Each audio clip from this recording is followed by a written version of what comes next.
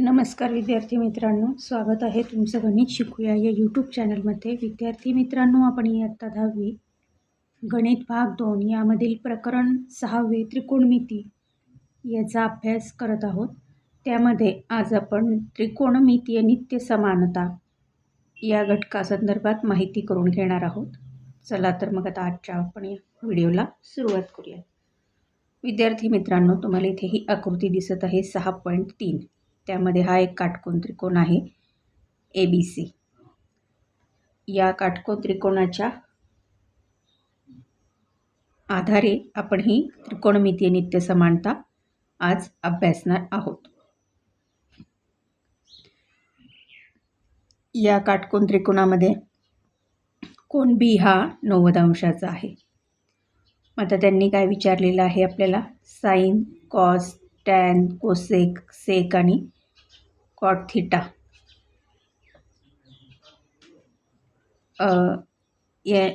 यांची गुणोत्तर आपल्याला इथे त्यांनी दिलेली आहेत. आणि तसेच पायथागोरसच्या सिद्धांतानुसार आपल्याला माहिती आहे की कर्णवर्ग बरोबर पाया वर्ग अधिक उंची वर्ग, त्यानुसार BC वर्ग अधिक AB वर्ग बरोबर AC वर्ग, हे आहे समीकरण 1. आता समीकरण 1च्या दोन्ही बाजूस AC वर्गने भागू.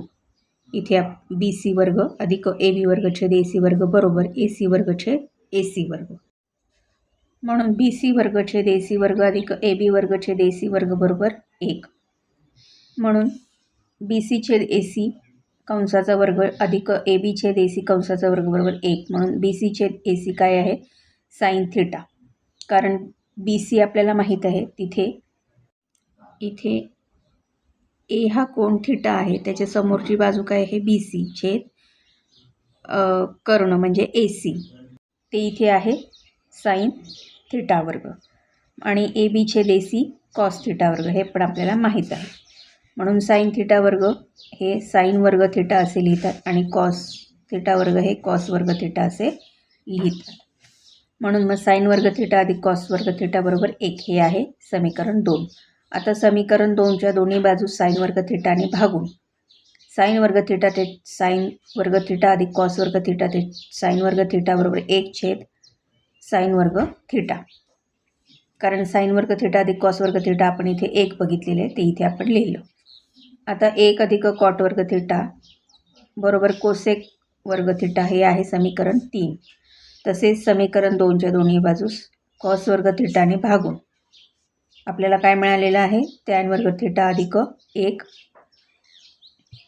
बरोबर सेक वर्ग थिटा. म्हणून 1 अधिक टॅन वर्ग थिटा बरोबर सेक वर्ग थिटा, हे आहे समीकरण 4. मग आता समीकरण 2, 3 आणि 4 या काय आहेत, मूलभूत त्रिकोणमितीय नित्य समानता आहेत.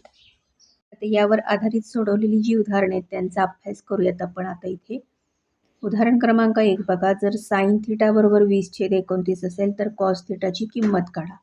आता इथे आपल्याला रीत 1 त्यांनी दाखवलेली आहे, जी सूत्रामध्ये आपण ह्या किमती ठेवून आपल्याला ते उत्तर काढायचं आहे. सूत्र आपल्याला माहीत आहे रीत 1 मध्ये साइन वर्ग थिटा अधिक कॉस वर्ग थिटा बरोबर 1. आणि दुसरी जी रीत आहे त्यामध्ये आपण काय करणार आहोत, पायथागोरसच्या सिद्धांतानुसार हे उदाहरण सोडवणार आहेत आणि त्याचं उत्तर बघणार आहोत. तर आता इथे आपण सूत्रामध्ये ह्या किमती ठेवल्यानंतर आपल्याला इथे उत्तर येतं कॉस थिटाचं 21/29. आणि इथे आपण रीत 2 वापरलेली आहे, ज्यामध्ये आपण साइन थिटा बरोबर AB छेद AC घेतलेला आहे. म्हणजे कोणासमोरील बाजू छेद कर्ण या सूत्रानुसार आपण हे घेतलेले आहेत. आता इथे आपण AB काय घेतलेला आहे, 20K घेतला आहे, AC 29K घेतला आहे आणि BC आपण X घेतलेला आहे. म्हणजे आपल्याला BC काढायचा आहे. मग आता पायथागोरसच्या सिद्धांतानुसार जेव्हा आपण ह्या सगळ्या किमती त्या सूत्रामध्ये ठेवल्या, AB वर्ग अधिक BC वर्ग बरोबर AC वर्गमध्ये, मग आपल्याला उत्तर येतं X बरोबर 21K, म्हणजेच कॉस थिटा बरोबर BC छेद AC बरोबर 21K छेद 29K म्हणजेच 21/29. दोन्ही रीत वापरून उत्तर हे आपलं एकच आलेलं आहे.